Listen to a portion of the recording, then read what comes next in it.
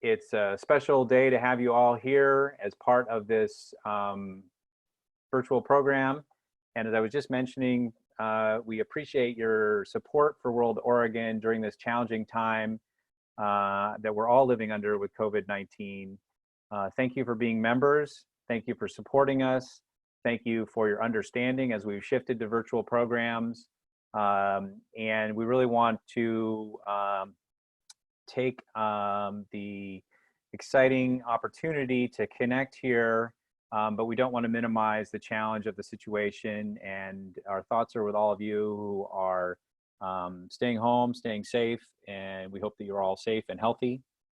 And again, we appreciate your ongoing support and membership in WorldOregon.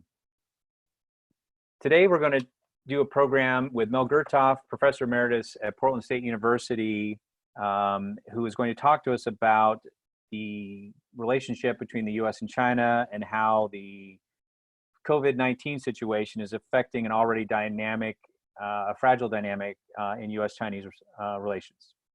I want to give you a little bit of background about Mel, who we've done many programs over the years, and before I hand it over to him.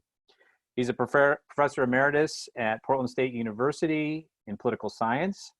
His most recent books are Engaging Adversaries, Peacemaking and Diplomacy in the Human Interest, and also America in Retreat, Foreign Policy under Donald Trump. He blogs at melgurtov.com, and we'll put a screen up here shortly that will show you the websites where you can follow WorldOregon or follow Mel. And now, without further ado, I'm going to mute myself, pass it over to Mel. Again, you can enter questions in the chat room, and our program director, Tim DeRoche, will moderate those questions with Mel upon the conclusion of his presentation. Mel, I'm handing it over to you. And thanks to you and Tim for arranging this very first virtual meeting. It's a bit strange to be talking into the void like this. I've never done something like this. I can't see anybody. I know you folks are out there, and I appreciate all of you who are attending this first venture in the pandemic era. The title is very specifically chosen, Testing Time, because once again, the United States and China are at loggerheads. And the coronavirus situation has only added to the long list of issues between the two countries. I'm going to end up by saying that the virus really presents an opportunity, notwithstanding the ways in which it has been handled so far by both China and the United States, an opportunity for collaborating, as they have done in the past, on a global health issue. And I'm going to remind everyone shortly of what that past was. But first, let me start by showing you, if I can get it on the screen, something from today's news in the Washington Post. I hope you can see that headline to an opinion piece that the coronavirus crisis is turning Americans in both parties against China. Now, there are two things to say about that. One of them is that turning is not new. There have been a number of other issues that, especially in the last 3 years of the Trump administration, have turned in a bipartisan way, have turned what was once a bipartisan consensus that was favorable to U.S.-China engagement into a bipartisan consensus which is increasingly hostile to China and which involves a good deal of China bashing, none of which should be necessary, and certainly in an era when global cooperation, not just U.S.-China cooperation, is really essential to dealing with a pandemic. I want to take us back for a moment, though, to another time and place, namely the Obama era, when U.S.-China relations were handled very differently. Not to idealize the situation then, because in fact, there were plenty of issues. In fact, they're all the same issues that are with us today that find the U.S. and China divided. Human rights, nuclear weapons, and military spending in general, the environment, and it's a very long list. The South China Sea, Taiwan, and so forth. But what is worth, I think, remembering about that period is that the situation, these various issues were handled professionally and with an emphasis on diplomacy. During that period, the United States and China had no less than 90 different working groups that were involved with dealing with very particular issues, from military relations to trade and technology. And during that time, at multiple levels, what the diplomats call track 1, 2, and 3, ranging from official contacts at the presidential level all the way down to people exchanges. There was a vibrant network of engagement between the United States and China. Again, many issues remained on the table when the Obama era ended. In fact, two very distinguished scholars, one from China and one from the United States, concluded at the end of that Obama era that what was most characteristic of U.S.-China relations was strategic mistrust. And certainly that mistrust has remained a very, very key issue. The other element in that relationship, which was not resolved in the Obama era and has become even more significant in the Trump-Xi Jinping era, is a call that was made when Xi Jinping visited Washington in 2013 for establishing what he called a new type of great power relationship. In Chinese, Xinjiang daguo guanxi. And what he really meant by that, and it was rejected by the Obama administration, was that China had risen to the point where it deserved a place at the table. One China diplomat referred to it as C2, consultation and collaboration. C2, the idea that China should be allowed to have equal partnership, should not any longer be regarded as a junior partner in the relationship. And from that point on, and that really represents the start of the Xi Jinping era, to the present, the constant Chinese call has been to recognize that China has global interests, and the way they put it is a responsible great power. Of course, that whole issue of responsibility is one that I think neither China nor the United States has really measured up to, but there it is. And from that point on, really China has been pressing its case. And in the now Trump era, it has been able to be very assertive globally, while the United States has been in retreat. At the very time when Donald Trump's administration has chosen to look down at the idea to even disparage international organizations, disparage the idea of multilateral cooperation, disparage the idea that engagement with China needs to be the mainstay of a relationship, no matter how difficult it may be from time to time. Now we have an America in retreat and a China that is quite prepared with its newfound resources to step into the breach. I'm sure many of you watching are quite aware of the very ambitious and extremely expensive Chinese foreign aid or loan program, really, called the Belt and Road Initiative.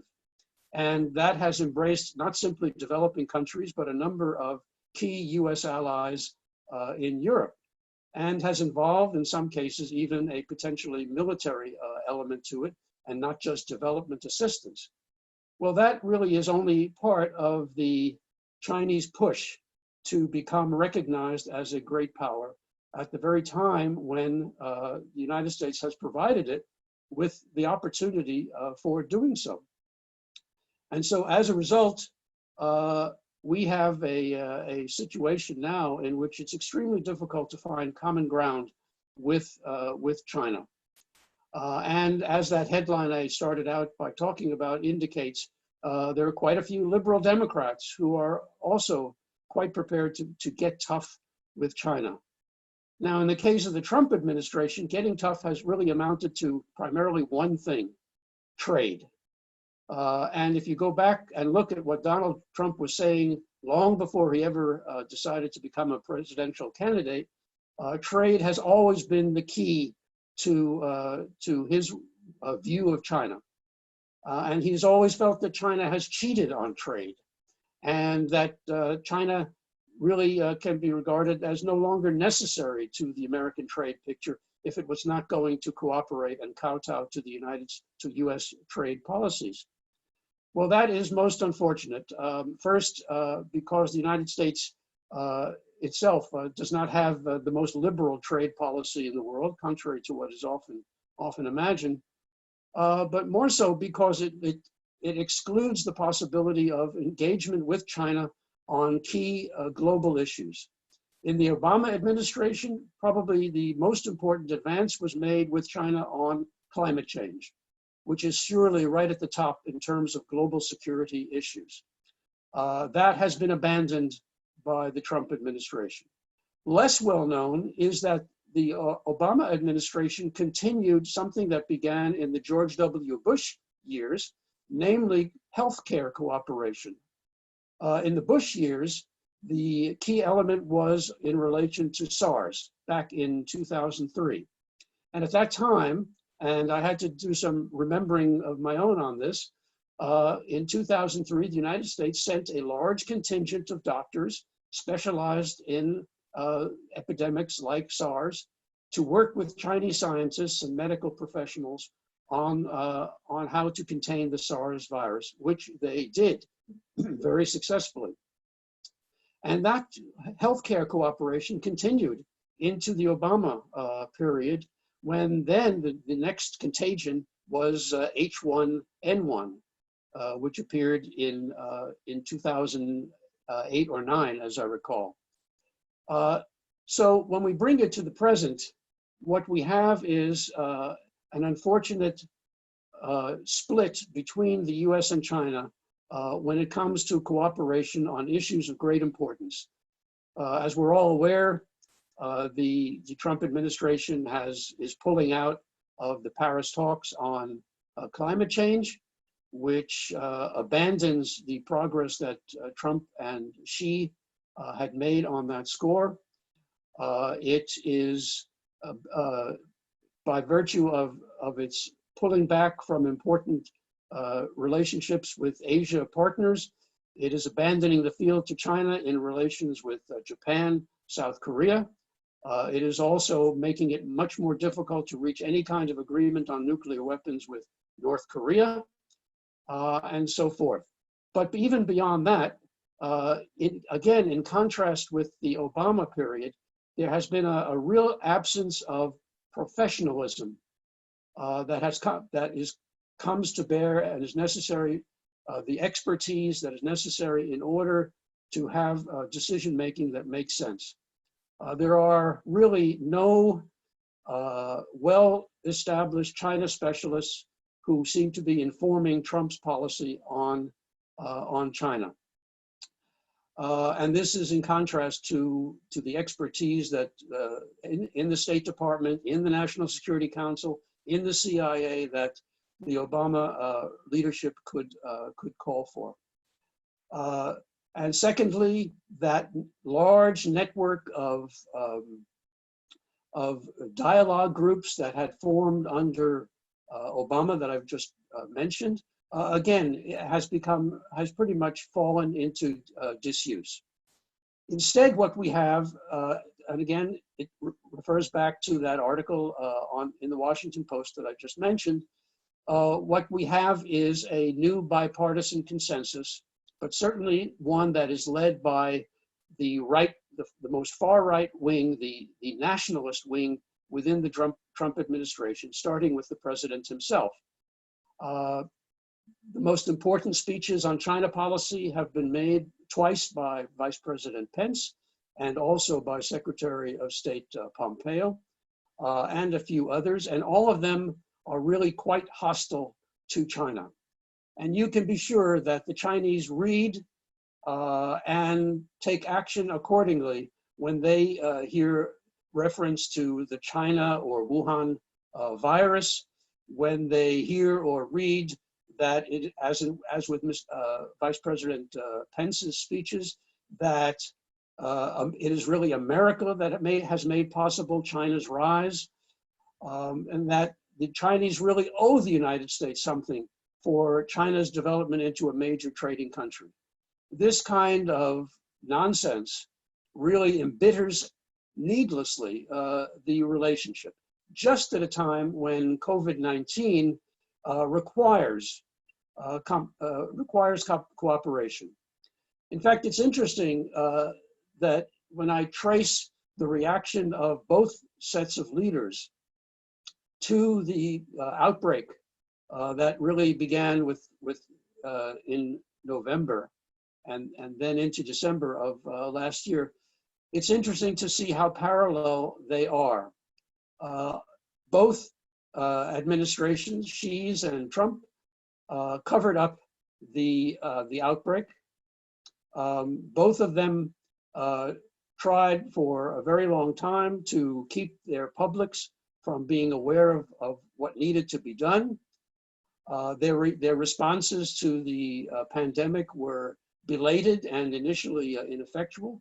Eventually, the Chinese went on, of course, to carry out an extraordinary lockdown of Hubei province and surrounding areas, whereas the Trump administration, although proclaiming a national health emergency, has really not done so.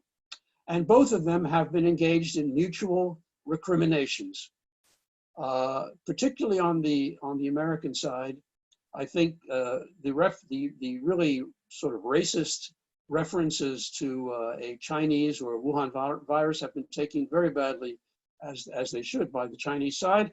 And the Chinese have responded by calling this virus an American virus.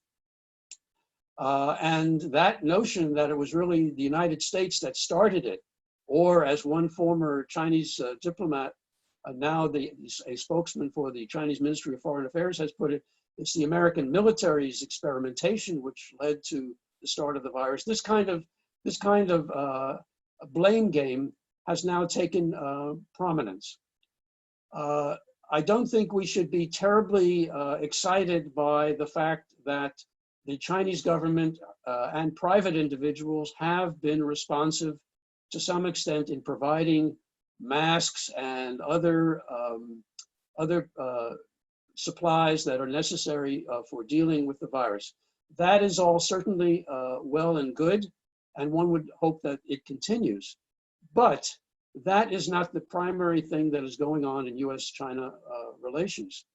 The blame game continues. Just the other day, the Vice President once again, and President Trump both made reference to, instead of talking about cooperation on the healthcare issue, reference to how good the trade agreement or phase one has been for China, and that China really owes the United States something in return. This is not positive and reflects, I think, the fact that well after this coronavirus is dealt with and we're beginning the path back to normalcy, the U.S.-China relationship is going to continue in a downward arc. I'll just close by mentioning two very, very modest things that really need to happen, although I'm not at all convinced that there's any chance of it happening with either current administrations. One of them is that the name calling and blame game has to stop. We need to get back to at least a situation of modest cooperation on when we can find common ground. And certainly nothing is more important in terms of common ground than this pandemic, especially because there will be another pandemic after this one and another one after that. I have reference to a very fine statement that was made by about 80 U.S. former officials, most of them in the Obama administration, some of them in administrations before that, as well as by people who are executive directors of think tanks in the United States that are focused on China. And in this statement, which did appear briefly in our press, but unfortunately didn't get the attention it deserved, they pointed out, and I'm just reading from part of it now. Whoops. The kind of cooperation we are promoting has precedent. During the height of the Cold War, the U.S. and Soviet Union worked together to vaccinate the entire world against smallpox. It is true that the United States and China are increasingly in competition and have serious differences in interests and values, but America need not concede its interests or values, or condone China's handling of the virus, to cooperate on the coronavirus. Nor should such differences impede cooperation among local governments, non-governmental organizations, corporations, scientists, and private citizens. And indeed, China's ambassador to the United States, Cui Tiankai, recently said exactly the same thing in an interview. So it's going to be a long and tough slog to get back to even to the point where the Obama administration was in relation to China, where it was a sort of managed competition. But I think, to use my own expression, that competitive coexistence is the best way to move forward in U.S.-China relations. Thank you very much. Thanks, Mel. Welcome to the disembodied voice of Tim DeRoche. I'm the Director of Programs at WorldOregon. Thanks again for participating in this Brave New World experiment. We've got some questions coming in from folks. It's really lovely to see people tuned in and thinking about this. Michael Bloom asks, how is the COVID virus likely to affect the Trump administration's tariff policy? Also, how might an incoming Democrat president handle a winding down of tariffs? Well, I think it's very clear how and thank you, Michael, for the question, how the Trump administration is handling the COVID-19 thing. As I just mentioned, it is not handling it very well at all in relation to China or anyone else. And isn't it interesting that in this situation, China has become, in an effort to recover ground from the way it began by handling the crisis, has become the chief source of foreign aid on protective equipment and supplies. And now that includes the United States as a recipient of foreign aid. I'm sure I can speak for all of us who have lived through a long period in which it was always the United States that took the lead when it came to satisfying some kind of a global situation where foreign aid was requisite. And as I mentioned, this had been the standard procedure with China in previous epidemics and pandemics.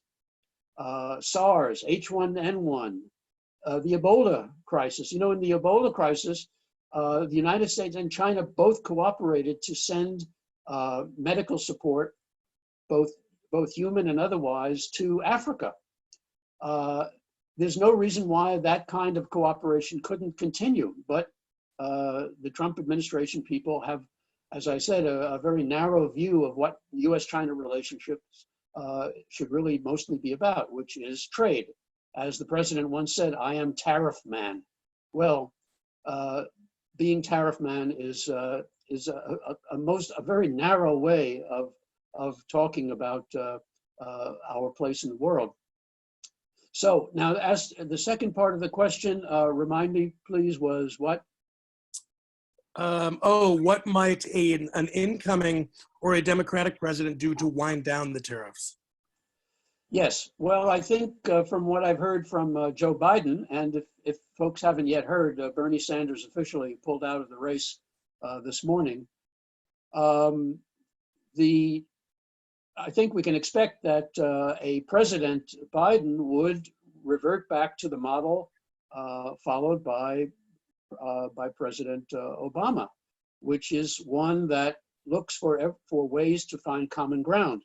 And I would expect that the blame game would cease and would be replaced by proposals to the Chinese on how we might exchange scientific information on the pandemic, how we might perhaps establish a permanent working group that would deal with common healthcare concerns so as to hopefully get ahead of the next pandemic. And lastly, how in terms of foreign aid, the two countries might work together as they did in the Ebola crisis to deal with other countries' efforts, including those of U.S. allies like Italy and France, which are suffering terribly. So Tina has a good question, which is kind of getting a little bit at what you just talked about. The media often frames us moving toward a Cold War with China, and do you agree with that? I do. I do. I think that is my chief concern. Really, is that if you read, for example, any of the two major speeches that Vice President Pence gave, one was in 2018, and the last one was, I believe, last November. It was very much, and I've written about this very recently, very much in the within the context of a Cold War perspective. And in fact, the Chinese depict U.S. policy as having elements of a return to the Cold War. And they continue to say that they are anxious to avoid that. Well, I don't know if we can entirely avoid that. I mean, fortunately, the one element that doesn't quite get us to a true Cold War is on the military side. We've had our run-ins, the two militaries, especially at sea, and there again, progress that was made in the Obama administration on avoiding military incidents has really not carried through to the present time. But we have not yet had the kind of clash that could lead to a complete breakdown of communications and consequently loss of life. So there is an absence of violence as of yet, but if present trends continue, I think the Cold War model will apply all too well. So I've got a question. Oh, this is great to see. This is a question from the brother of our development director. Thank you, Spencer Ehrman. Once the Trump presidency ends, and assuming that a more open and progressive president succeeds him, how difficult will it be for state, CIA, NSC, and other institutions to refill the staff positions in various offices that affect China-U.S. relations? That's a very good question, because ultimately, in terms of U.S. policymaking, what there has to be is a fairly complete reversal of leadership in all of those institutions. I think it's fair to say, and for transparency's sake, yes, I'm a registered Democrat, that the way in which leadership at the professional level in those institutions that ought to be, that are part of the intelligence community and foreign policy making community, it has been a total overturning of specialties. It's somewhat reminiscent of what happened at the height of the Vietnam War, when similarly expertise was disregarded and ideology really ruled the roost in Washington. And now we're getting something of the same, although it's not so much ideology as it is a kind of right-wing nationalism. And it's going to be very difficult to recruit people after what these institutions have been through in the Trump era. And so there's going to be, I suppose, a period of transition when it will be a matter of putting Humpty Dumpty back together again. Now, the one thing that is positive, if there's going to be a Biden presidency, is that Biden will no doubt call upon the very same people who stocked the Obama administration. Now, some of them are maybe no longer interested in serving or maybe even too old to serve, but they will know people to identify at some of the usual places. And eventually there will be a changing of the guard. But as happened with the Vietnam era, this is not something that can happen overnight.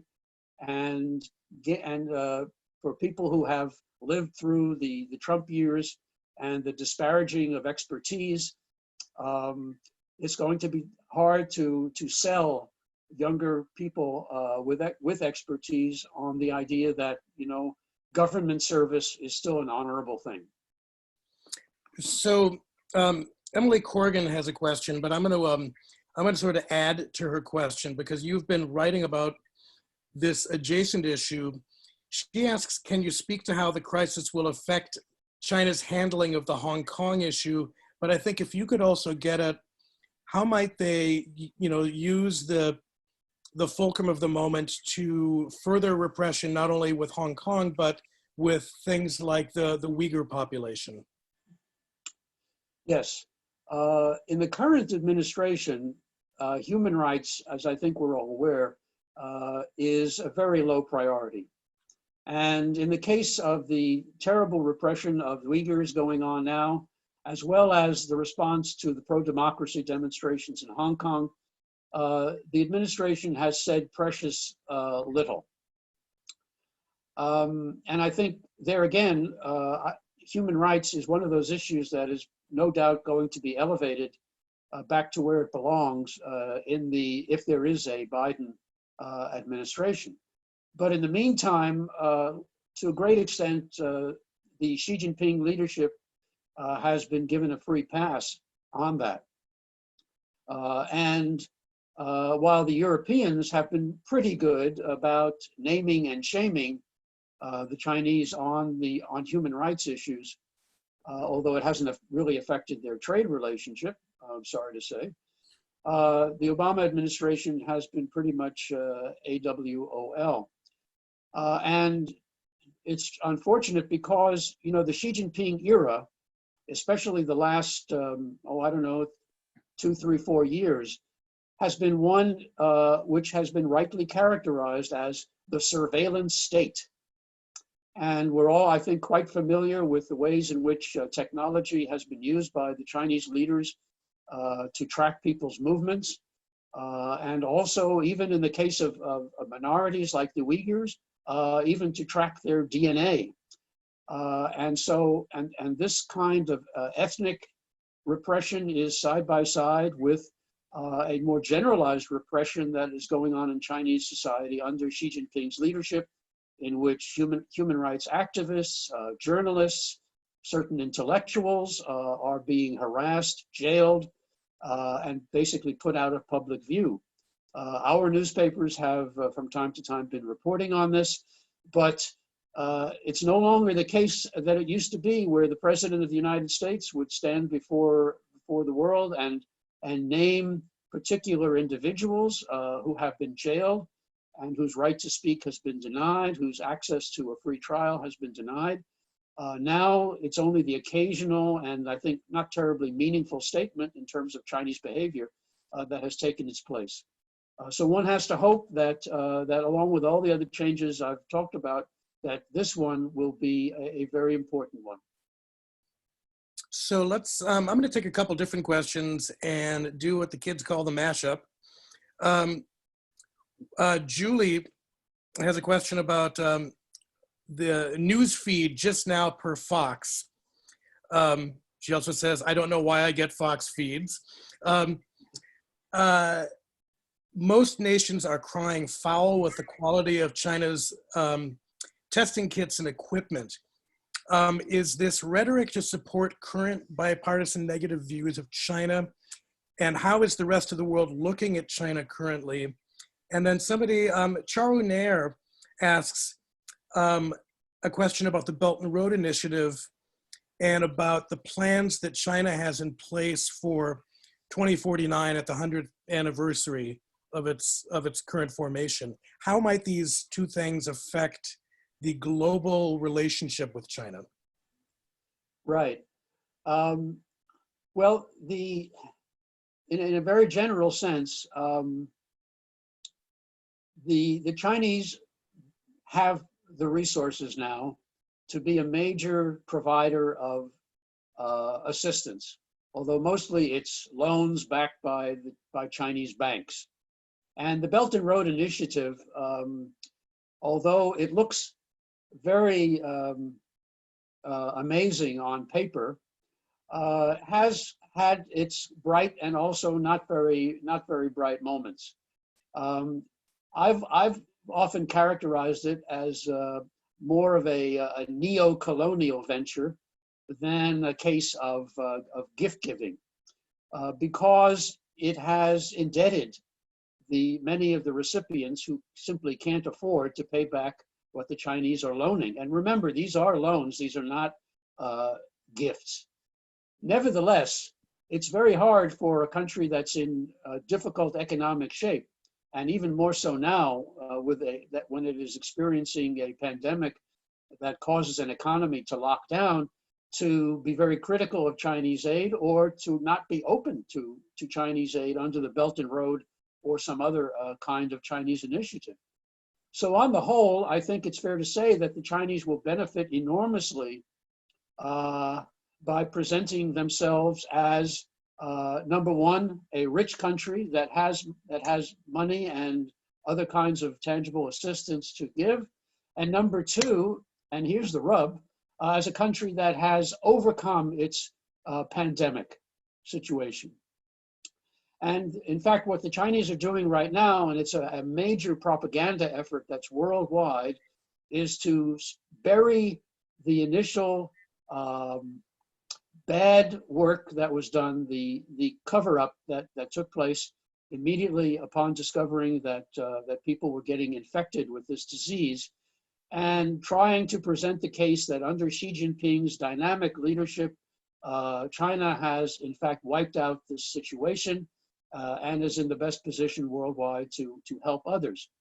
The fact of the matter is, of course, that number one, that's not a truthful story. And as we all know, not only did the Chinese try to cover it up, but they also took it out on some very brave Chinese doctors who eventually suffered and died from the disease itself. But also, as the questioner mentioned, the Chinese masks and some kits have proven to be defective and have actually had to be returned by some countries. Now, this is not generally true, but some of these are just not of very good quality. And indeed, one of the problems is quality control, because you have so many desperate seekers of supplies going to China. I was reading a story about that was given by a U.S. congressional representative from Michigan about trying desperately to line up and get masks and having to compete for them. And I think when you have that situation, you get a lot of bad quality goods. There again, you know, if cooperation were the name of the game, I think it would go a long way toward forcing an improvement in quality. But that's not the case right now. I'm going to ask a question because, not to sound Alexander Haig about it, but I'm in control here. So what do you make of, I mean, this came out yesterday, the sort of scapegoating or blame shifting of the World Health Organization, which on some level, I think is symptomatic of the administration's distrust of multilateral organizations. It is symptomatic. It fits perfectly with the way in which the Trump administration deals with multilateral organizations, from many of which it has withdrawn or simply refused to cooperate. And now WHO is feeling the heat. Of course, WHO made I think a serious mistake early on in in taking such a rosy view of what the Chinese were up to, and congratulating the Xi administration before it really deserved to be congratulated. But since then, you know, it has tried to do its job, and Dr. Fauci, Anthony Fauci, in fact has taken a view quite different from the Trump administration in congratulating the WHO for the work it is doing around the world. But scapegoating the WHO at a time like this, when once again we need to work together, pool resources, and identify and deal with specific problems, it just doesn't make sense. But again, it fits with the way in which the Trump administration operates. And the World Health Organization fired back today by saying that, you know, criticizing its work is actually going to increase the risks worldwide of the pandemic. So here's a question for you. The participant is curious to know about your knowledge and understanding of China's 50 and 100-year plan, because they find very few people are aware of this, and they would like to know more, especially when most countries in the world may not even have a formal 5-year global plan in place. I have to confess that I have read very, very little about those plans. I can imagine that that Xi Jinping, who likes pageantry just as much as Donald Trump does, will go all out. And of course, the Chinese have a lot to be proud of. Let's leave aside the coronavirus situation, but in terms of anti-poverty efforts and bringing China into the world through especially soft power, there's a lot to brag about, and I can imagine that the celebrations will be quite extraordinary. But I don't know that these are terribly significant, except as propaganda exercises. You know, we do the same thing with July 4th, and then President Trump saw fit to have his own parade, kind of an ego trip. I wouldn't pay too much attention to it. I think it's fluff, and it doesn't really get down to what's important to know about China or any other country. So, kind of on that tip, what parallels are you seeing between the European scramble for Africa and the current economic, diplomatic, and military race between the U.S. and China in today's Africa? You could also throw in probably Latin America if you wanted, but specifically in Africa, I think that's where the question's focused. Africa is a good choice because the United States has basically withdrawn from Africa, except with respect to military bases and other points of counterterrorism activity. And even those, as the newspapers have reported in recent months, even those have been cut back. And some of that activity has been removed to other places in the Middle East. The Chinese, on the other hand, have long had a special interest in Africa, and the Belt and Road Initiative is just one of a number of ways in which the Chinese have put a lot of effort in both hard and soft power to winning the favor of African countries. They haven't always done that successfully, as with the rest of the Belt and Road Initiative. And there have been some instances. For example, one that comes immediately to mind is in the country of Niger, where African officials have called the Chinese to account for trying to do essentially the same thing that they always accused the World Bank and the International Monetary Fund of doing, namely trying to take advantage of African economies to extract resources at profit to them, while at the same time providing very little in return and leaving countries deeply in debt to the bargain. Just the other day, I was reading that one African leader was calling upon the Chinese to very specifically have a major program in debt relief at this time of pandemic. And I don't know how the Chinese will respond to that, but it certainly would show much more about the reality of the Belt and Road Initiative.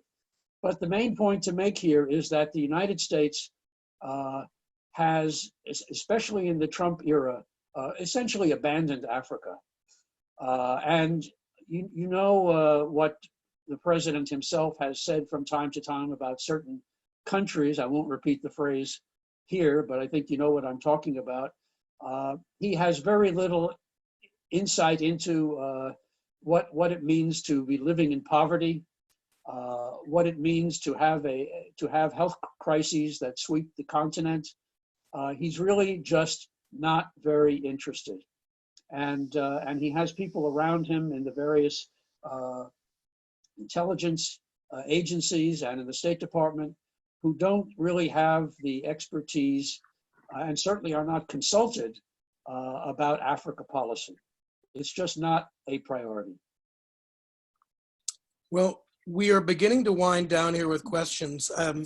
I think from our stance, I would be curious if you could sort of do a little bit of a forecasting and what are the things we should be looking at in terms of the dynamic between U.S.-China relations moving through this and coming out of it, and what we might expect.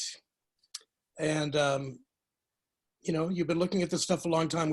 I think we would all love to know what you think is going to somehow get us back to some semblance of a normalization between the two powers. Right.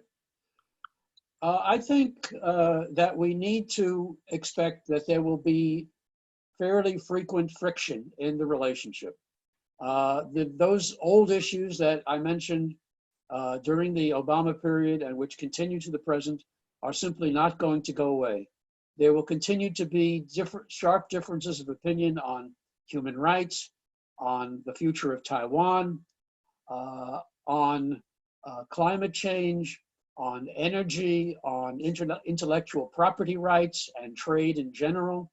All of these and much more besides are simply here to stay because China is here to stay.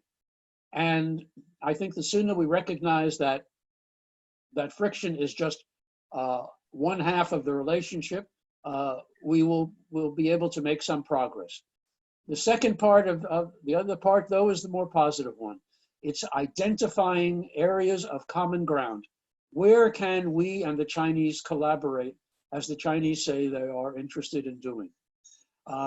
Where can we have a common internationalist perspective? Certainly that should begin with climate change. I think it's certainly the bedrock is there for collaborating on pandemics and other common healthcare issues.